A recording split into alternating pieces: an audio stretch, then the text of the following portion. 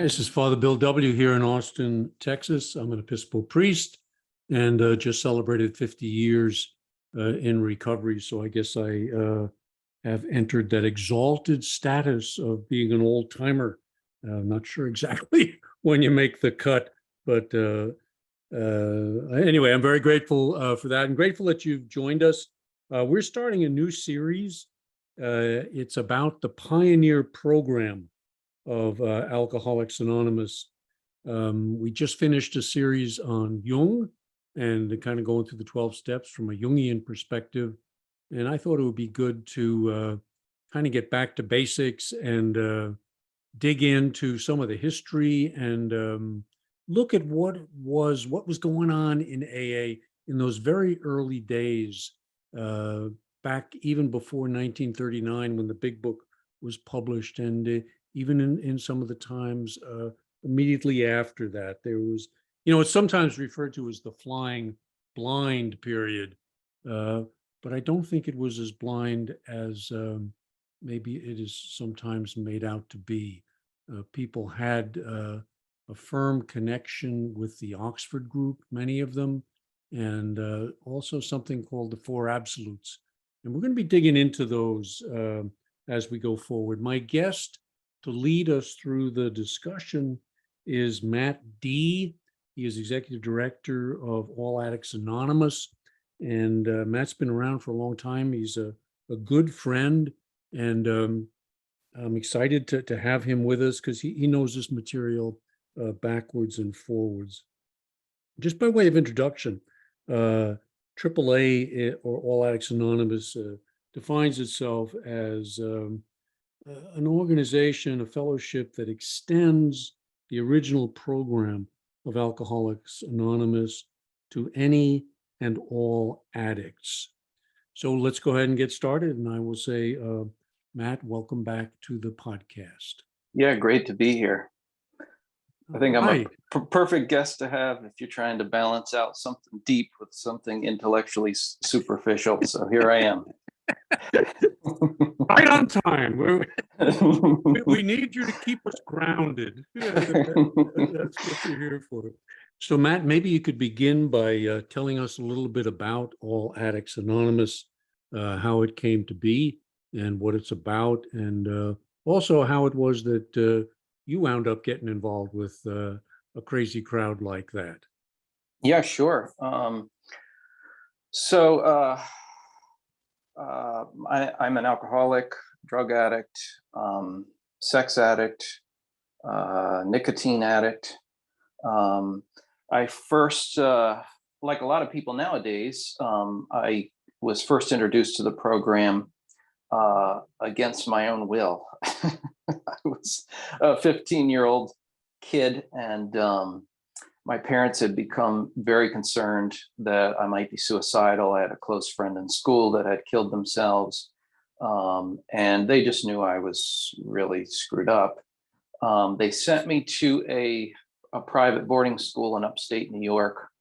I guess I was 16 at the time. I had been already been in a mental institution for a while.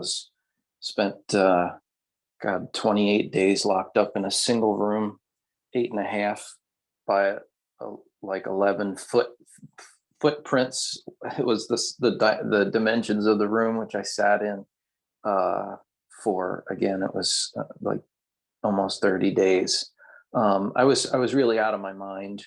And it was, well, it took some time to unravel a lot of that sickness, but and I hope to be able to communicate that some here when we talk about the absolutes and the way that recovery works.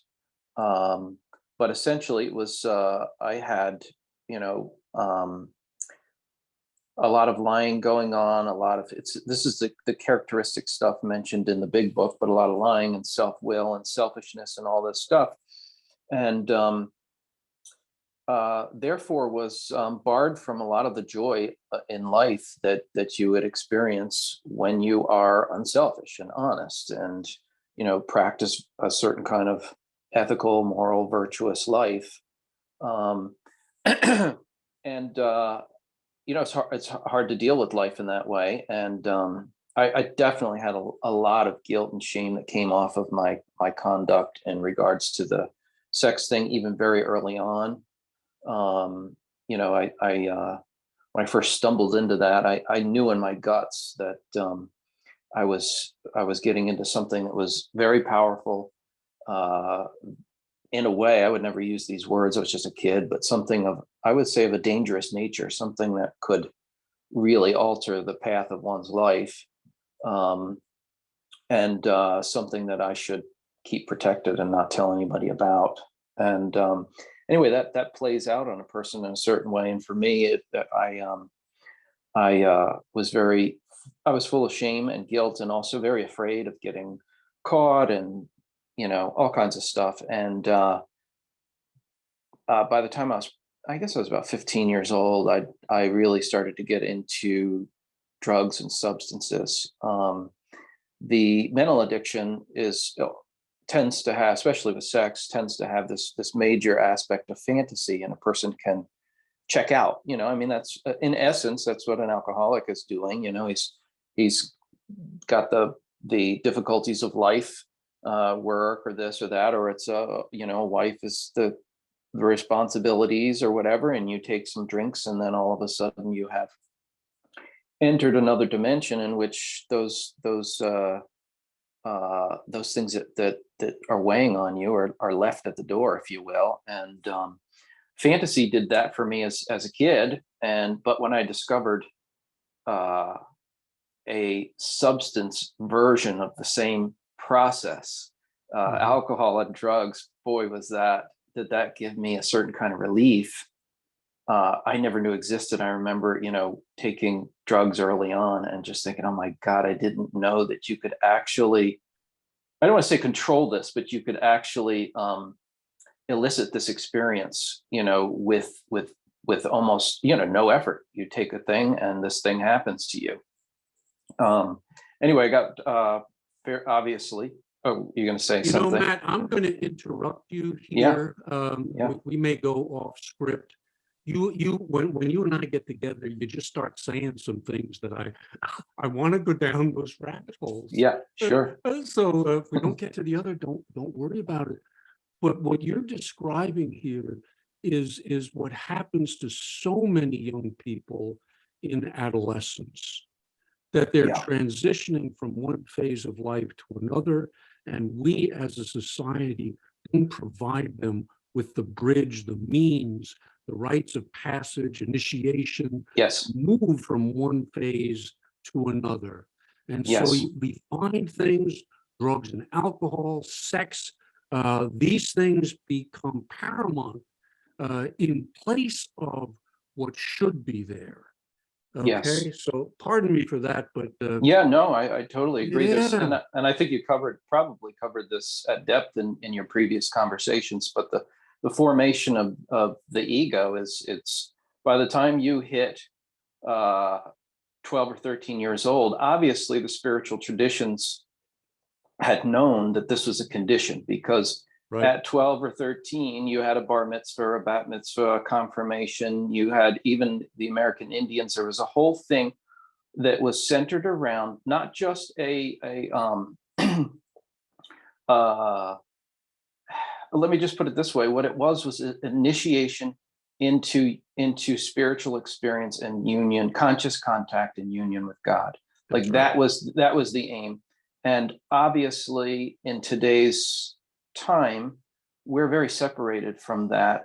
And as many people, I remember hearing the AAA co-founder Tom Sr. say that many people come up to that, don't have that experience. Prior to that, your parents are like gods to you, and then at that age, you start to see the feet of clay. You really do see the faults in adults and in other people. You see that they lie and they do things that you're told not to do, and never are you, in a way, egotistically speaking, more separated from God than when you're 15 years old.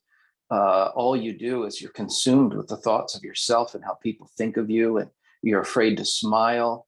I was afraid to put try the locker combination in the hallway, because if I couldn't do it, somebody might laugh at me. I carried my books for 2 years, and I had nine classes worth of books, which was probably about 45 pounds. I'm not a strong kid at that point, and it was it was kind of torture.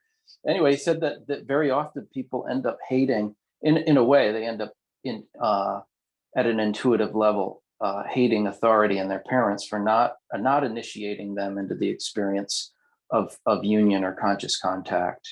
I just know that at that point, I started to take I didn't know it, but I was taking those means within my own hands, and I was inducing conscious contact or spiritual experience in any way through the means of taking drugs. Prior to that, it was any way I could find to escape. So I was, by the time I was 15 or 16 years old, I was pretty nutty. I went to a private boarding school in upstate New York, and this is where I was first introduced to the four absolutes, and I was first introduced to people who had gotten recoveries through the All Addicts Anonymous program. Most of them had been introduced to it through a place called East Ridge, which was a spiritual community founded by the same people who started AAA, which was Tom Powers Sr. and his son, Tom Powers Jr. And that was my introduction. That was my introduction to the program. Yeah, and just a brief, for people who may not be familiar, just a brief intro of the connection of Tom Powers with Bill Wilson and AA. So Tom Powers was an early member of Alcoholics Anonymous. He got in early in the year 1941, before they had the Jack Alexander article. So there was probably about 800 members in AA at the time. By the end of that year, there was a semi-explosion. It seemed like an explosion to them. There was like 2,000 members or something. Mm-hmm. He was, I won't go into extreme depth of his story, but he was a hardcore, hard shell atheist, and although had some spiritual experience in his past, he had really bought the idea, this which he would have called intellectual arrogance, that God was just a thing made up by people to, a superstitious idea to help people deal with their own fears. And if you were smart as he was, you wouldn't need those superstitious child stories to get you through life. And anyway, the alcoholism, he says it squeezed eventually squeezed the arrogance out of him. He had a very profound experience it was probably, I think it was about 1946. He, after about 10 months in AA, ended up drinking again. He never left AA. He continued to go. As a matter of fact, he went even more. He was in the sense that he went to meetings, but he was involved with the people. He worked with Bill Wilson, who he met in 1941. Bill became his sponsor for a time. Bill kicked him over to Dr. Bob, so he even had Dr. Bob as a sponsor. He was working with a couple of other guys, which I may mention again later, but Hank Greamy, who helped run General Service Headquarters, was the prime person that ran the headquarters. And there was Wilbur Smith and Sumner Campbell. These were early guys. They helped formulate or help form AA World Services. So he was working with a bunch of guys of that type, and he was a real, well, pardon my French, pain in the ass. And he just would not buy the God thing, and it was a bar for him. And after many years of going in and out of mental institutions and really making a mess of himself, finally, while receiving shock treatment, which was done with chemicals, not with electricity at that time, he had an experience that altered his whole life, which was this. I'll start with, after the shock experience, he said that you were so wiped clean that you didn't even know not only who you were, you didn't know what you were. And all of a sudden, after this experience from the hospital, having the shock treatment, which they use metrazole, it was a chemical, it started to wash into his consciousness, who he is, what he is, his history, and all of that. And he recalled someone yelling for God to help them. And while he knew it must have been him while he was receiving the shock, because there's no way professional men would be yelling, "God help me." And he started to think to himself, how could I be yelling for God's help? I don't believe in God. And then at that moment, he realized that no man was a true atheist, that God lives in all men, and some men have to be squeezed a little harder than others just to get to him. And Call it the gift of desperation. Huh? It is, and it is to be squeezed. Your talks about egotism, the formation of egotism, and all that. It is to have the egotism completely wiped clear. Now, of course, it rebuilds itself, but I also think that experience was because he was so arrogant he could not get the concept of God from anybody but himself. He literally had to hear it from his own mouth, and to lay on him without all of the egotistical baggage that he had carried. Anyway, so he got into AA, and at that point, he became a theist. He was no longer barred from major aspects of the program that he had intellectually been barred from before, and started to really practice the program. He was very concerned about. I mean, he just barely made it through. I mean, he was he was in such rough shape, and he was afraid for his own recovery, and he became hypersensitive of, I wouldn't even call it hypersensitive, but I'll just say that word, of any place where he could lose his recovery. And right away he could see that that he was smoking too much, and he felt that anything that would bar him, but anything that got in the way of him and God, any kind of thing that you make even as a little idol in your own life. And he was smoking like a nut. I think it was 4 packs a day or something like that. And then he quit smoking with the help of the 12 steps, and then he gained 40 pounds. And then he saw that food had just filled the void where the cigarettes were. And in essence, he started to come through this kind of development, if you will. And by the early 1950s, it became very clear to him that addiction was a moving target. That it may present itself in primary places for you, like alcohol, drugs, but that there is some kind of underlying spiritual condition, and that it's very much deeper than the superficial level in which it presents itself. And that's exactly how it went for me. It was alcohol and drugs, but really underneath was this hang up with the sex addiction that I was lying about and trying to protect, and so forth. So I'll just touch just quickly on the fact that what you read earlier about how that All Addicts Anonymous is, for all addicts by practicing the original program. The title that you tend to like, and I do too, is the Pioneers Program.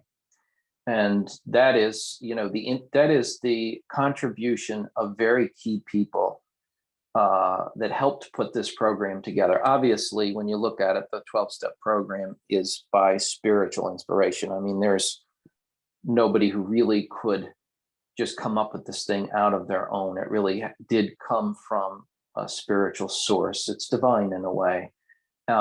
However, there were people involved, and you touch on that on the show all the time, but obviously, the contribution of the Oxford group with Frank Bookman and Sam Shoemaker and Dr. Silkworth, who was Tom Power's personal doctor and was there all along. Tom also was very close with Sam Shoemaker, who was instrumental in helping him relate to a direction in relationship to how do I relate to religion and church and stuff. obviously there's Bill and Dr. Bob, Harry Tebow, Father Dowling. All these persons were, with the exception of Frank Bookman, were personal, spiritual, guides for Tom Powers. And I think along with, this formulation of the AA program, also they're pioneers to the All Addicts Anonymous program, because they were instrumental in carrying, the message of their contribution to addicts. And Tom went on to help write, co-author with Bill as a ghostwriter, I suspect, the 12 and 12 and second edition of the Big Book, and AA Comes of Age, if my memory's right. So by the early 1950s, Tom had really worked through some really major places of addiction himself. And so you can see the contribution in the 12 and 12. They were trying to do something a little different there. Firstly, it was published not just by AA, it was also published by Harper and Row. And the reason they did that was they were trying to communicate the 12 steps to not just alcoholics, but to the average person. They wanted this book to be available to them because they thought the 12 steps would be helpful to anyone. And there's language in there that really, they start to go more into the character defects that are behind addiction, which are part of human nature. There's a saying in this is going to bring us to the absolutes, I think, but I was listening to a talk by James Houck, somebody sent me recently, who was a member of the Oxford group, and he was repeating different Oxford group phrases and slogans, what we call them now. One of them is crows are black the whole world round. Yes. Which in essence means, what's wrong with human nature is the same no matter where you go. It doesn't matter if it's America or if it's some other continent, or it doesn't matter. Yeah, or right. Culture doesn't matter if you're Christian or if you're an atheist or whatever. The human nature, people are beset, if you will, with certain aspects of their character that frankly, the four absolutes are the solution to those besetting things. And anyway, where am I going from here, or where did I get here? Well, you were kind of starting to get hooked up with this crowd of crazies. I did. I did. And so by the time I was in my I had left the boarding school, had tried to reinvent my own life without God, and fell on my hindquarters, as we do. And but man, when you get introduced to ageless principles like the four absolutes, and attempts and actual experiences of conscious contact, making a connection with God, it is very hard to, honestly, it's very hard to wipe that out, to forget about it. That's right. And it always comes, or almost always, let's say, through seeing in other people what you internally are searching for, but maybe can't even name, but you know it when you see it. Yeah. Well, I got that when I met Tom Powers for the first time, and several other persons. Right. The hallmark of it is a certain lack of fear,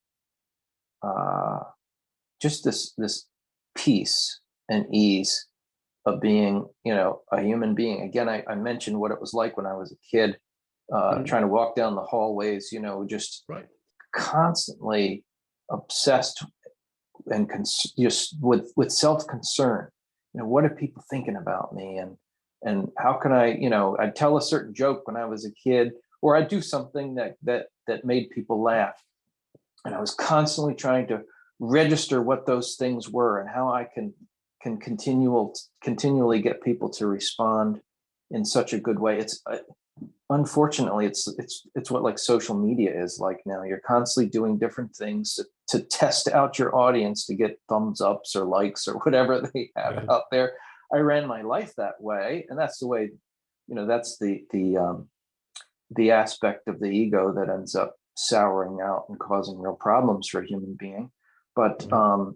I ran my life that way, and here are people in the program that seem to be completely free from self-concern, or at least to a degree that I haven't seen before. And it comes through as authenticity. You see someone who is authentic.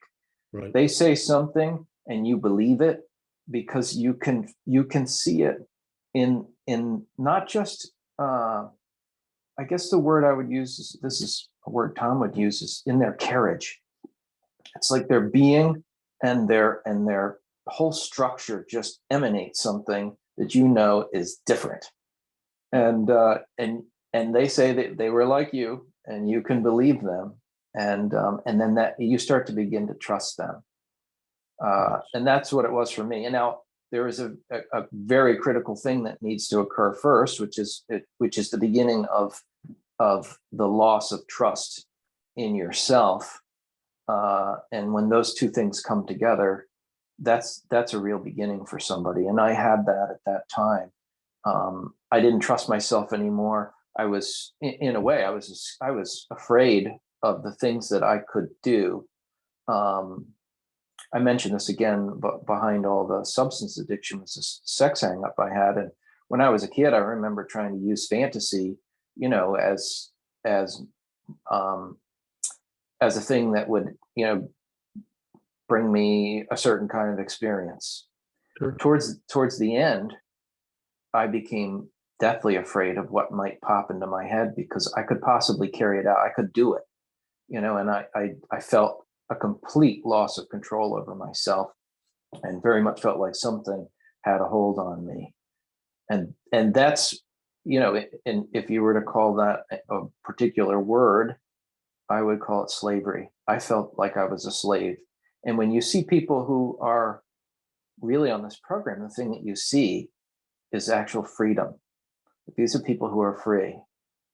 Now, the 12 and 12 makes a reference, and I think this was partly Tom's contribution. Yes, he worked on the 12 and 12 and helped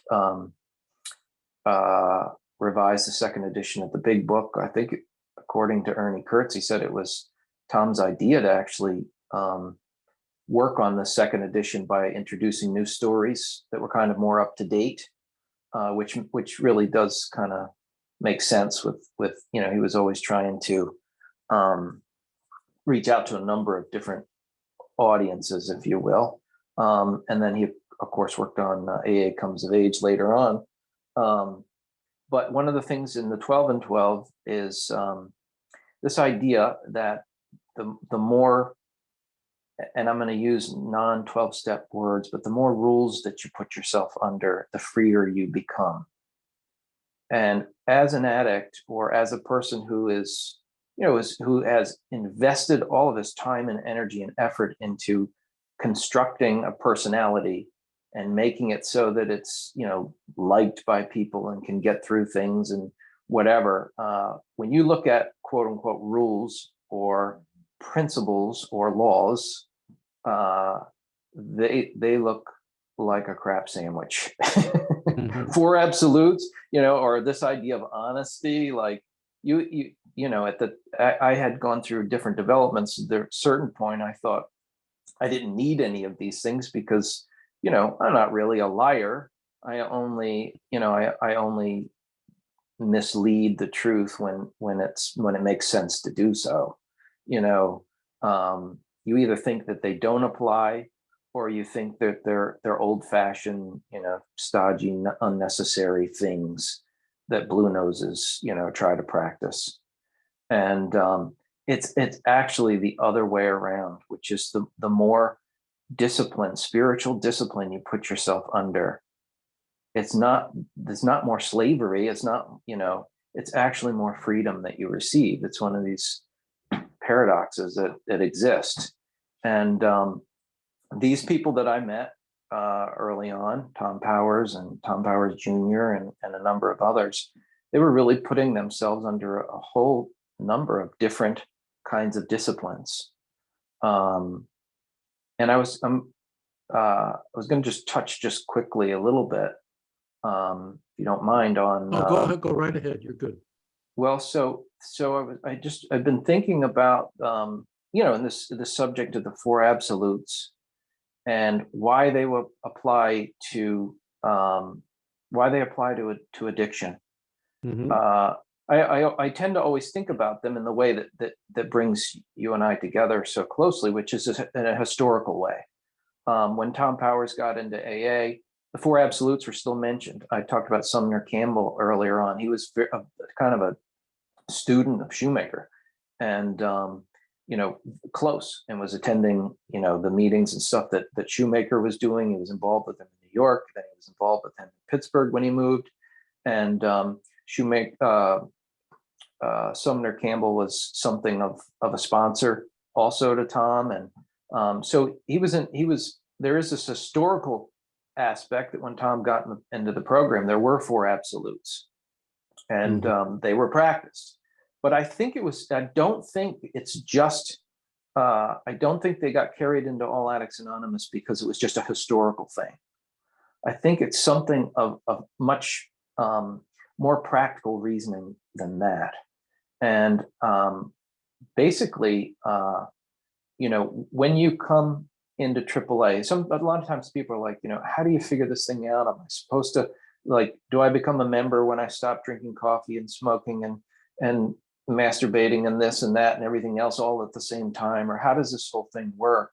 And in essence, I think the way that it works, and this is my idea, not anybody else's, so just putting that out there, is that when you come into this thing, there is on the surface some kind of, you have a primary addiction. For many, it's some kind of a substance.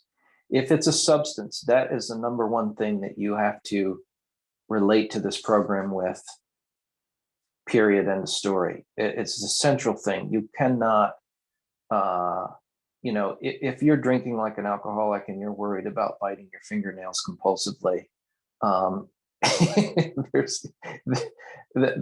isn't going to work. You got to get the addictive substances out of your picture. Right. And each of the fellowships has chosen to address itself to one of these substances or behaviors. Correct. And it's very easy, easier in the sense that it's uncomplicated, I mean to say. Right. And it's key, it's critical. From the beginning, they always knew one alcoholic talking to another. That's just critical. And everybody needs to have that kind of identification. And I think if you've got a substance addiction, that's the primary thing that you have to relate to. And AAA isn't trying to pull people out of fellowships. Not at all. I think that the reason that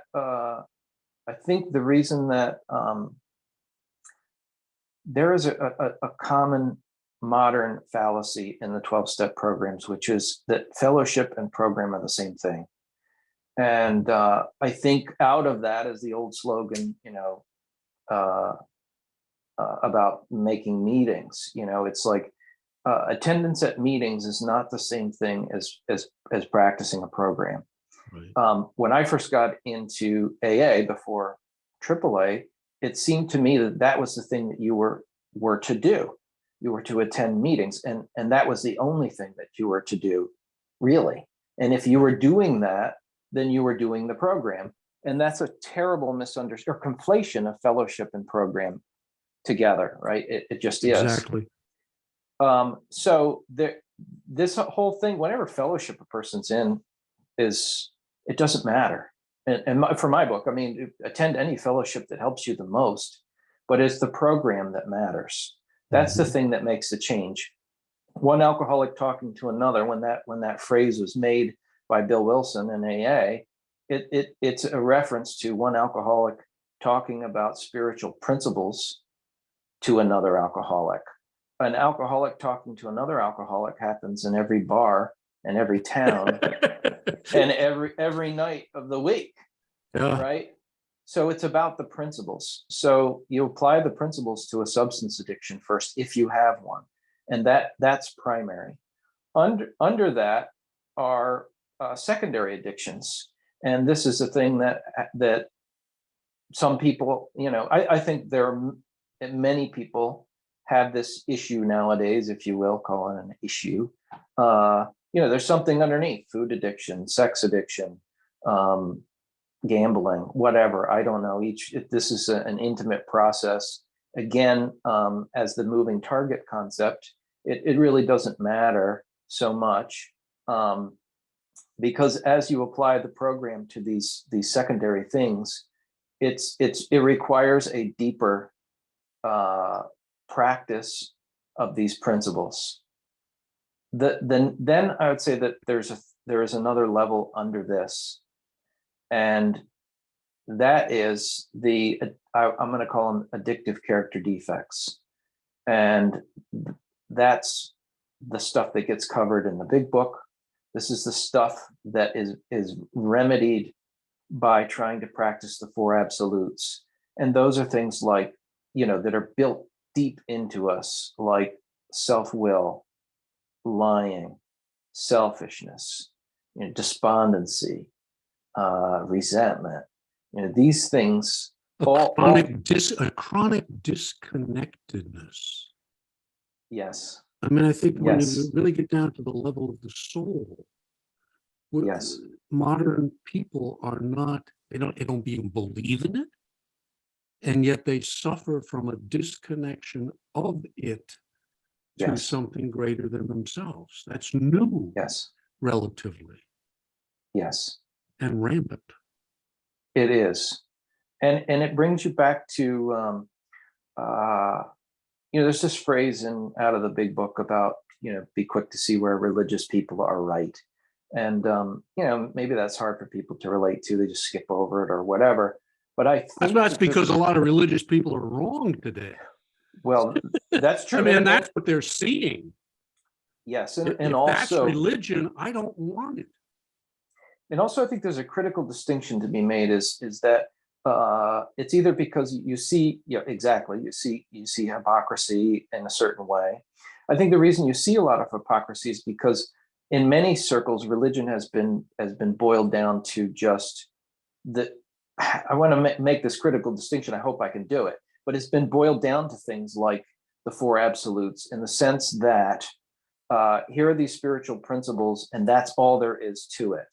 And you're not doing these things, and I'm going to wag my finger at you, or I'm professing these things and I'm not doing them either. And the reason I want to make again, I hope I can make this critical distinction, but this isn't solely a moral program either.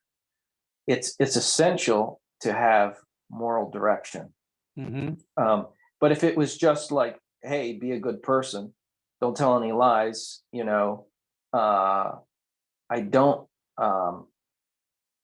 think that didn't work. Let's just say it in the way of addiction. That hasn't worked. And I think that the religious places are there's hyper importance laid on certain principles without a program, and without a fellowship, and without going through the kind of life suffering that an addict goes through. There are two selves. There's the false self and the true self.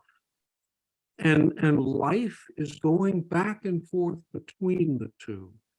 And if you can start to see them, then life and recovery becomes a discovery.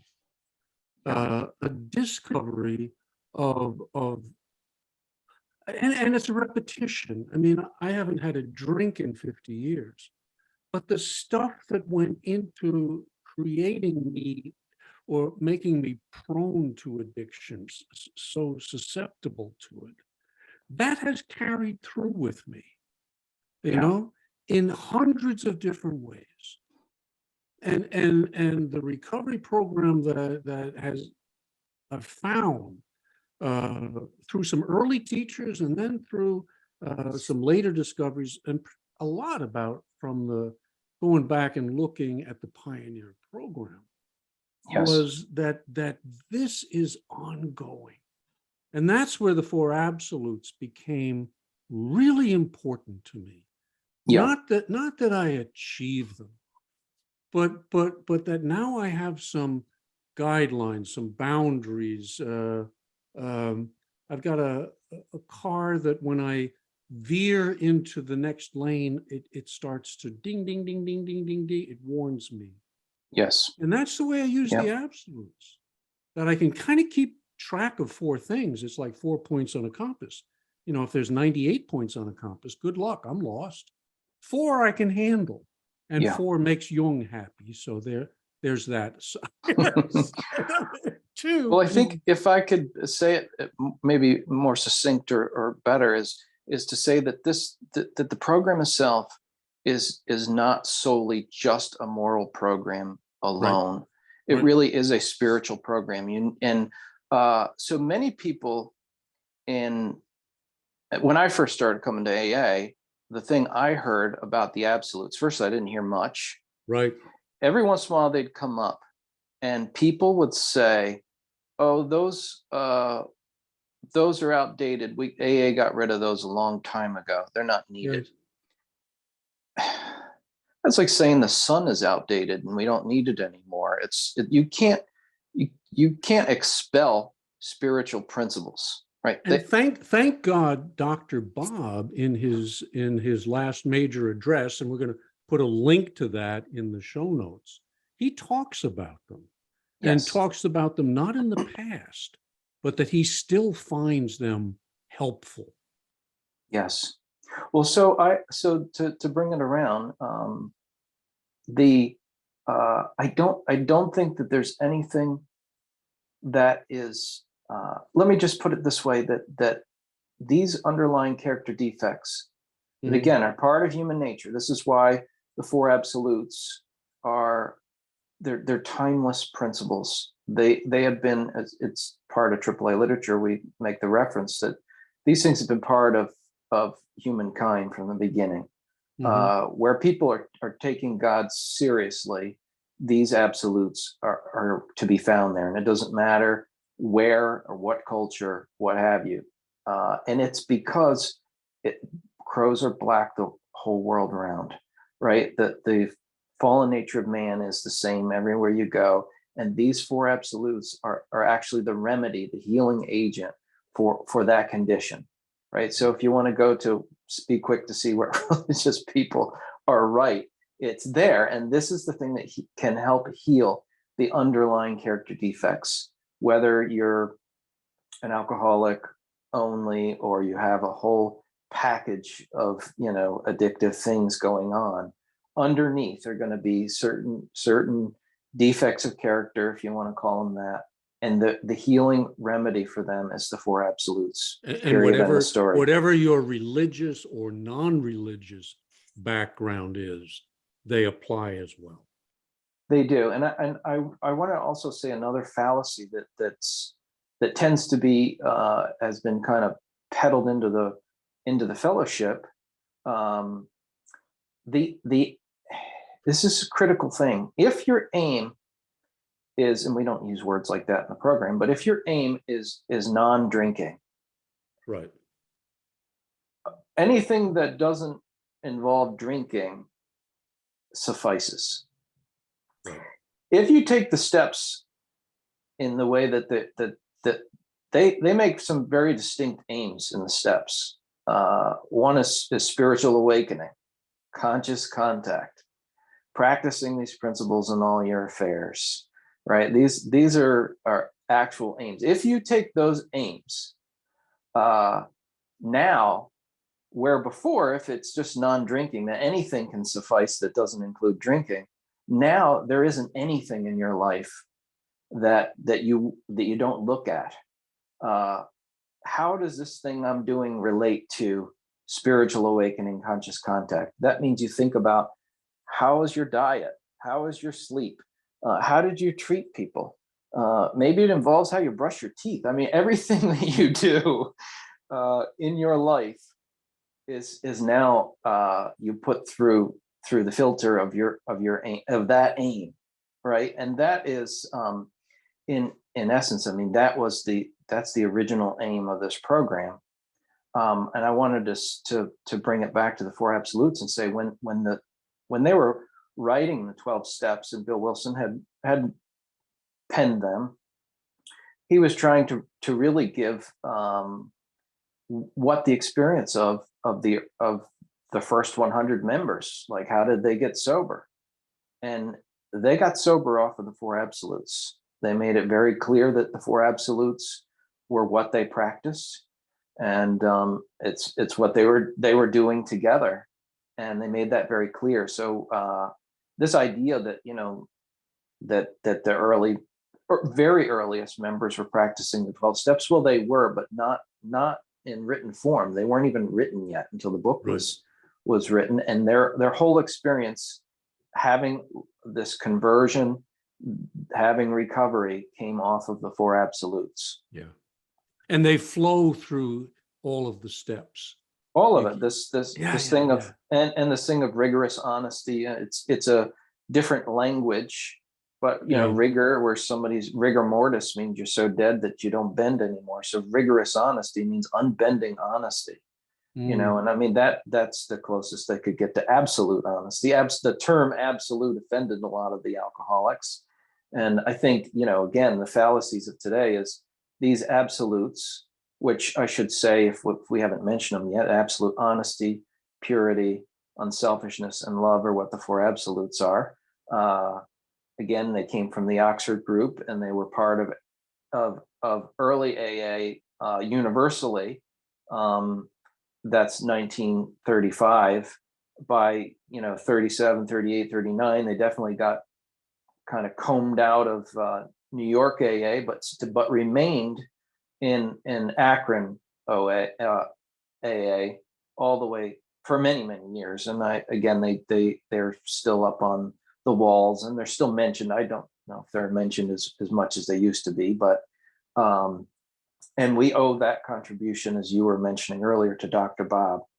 Dr. Bob really made it clear that if that the absolutes were still essential. They weren't a thing of AA's past, as people say now. Oh, they're unnecessary. Ageless principles can never go away. They don't go away. And everything you do is you're relating to them, whether for good or for ill. Everything you do, every thought you have, every action you commit, you're relating to them. And speaking of relating to them, what we're going to be doing in the next several episodes is going through them one by one.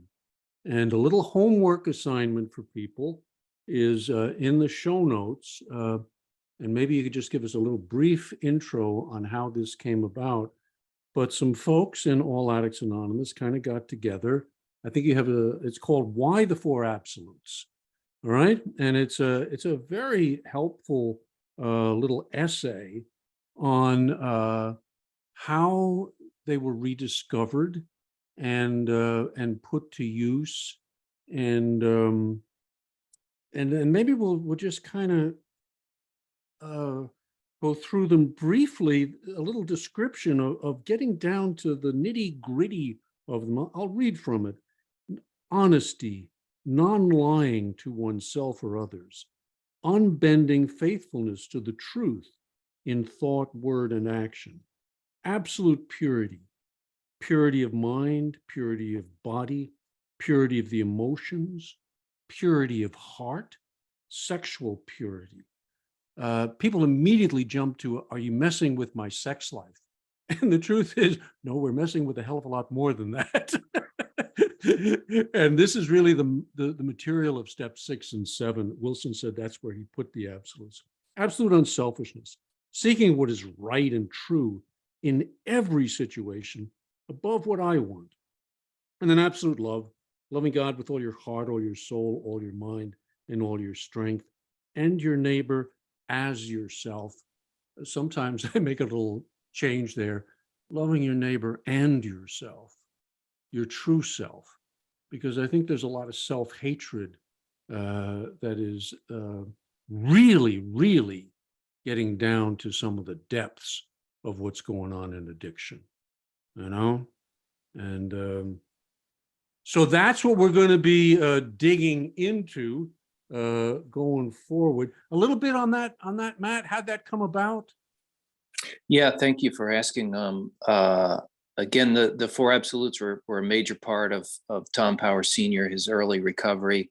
And he definitely saw that they were something he needed, again, to deal with these underlying character defects. And also, he was very involved with not just New York AA, where he was connected, but also Akron AA. And Dr. Bob, he had a unique, he had this unique relationship, because there really was kind of two types of AA at the time. There was New York AA, and there was Akron, Cleveland, Chicago AA, and there was a difference between the two. And Tom was actually from New York, but was able to even speak at Founders Day in Akron, Ohio in the 1950s, in the middle of this kind of, we don't know much about it today, but this middle of this divide between these two versions, if you will. And he was able to straddle both in such a great way. He had that knack about him. But the absolutes had been obviously part of his early recovery, something he saw that were practical. He did take this thing from Dr. Bob, that they still hold good, that they're still essential. And he talked about them all the time.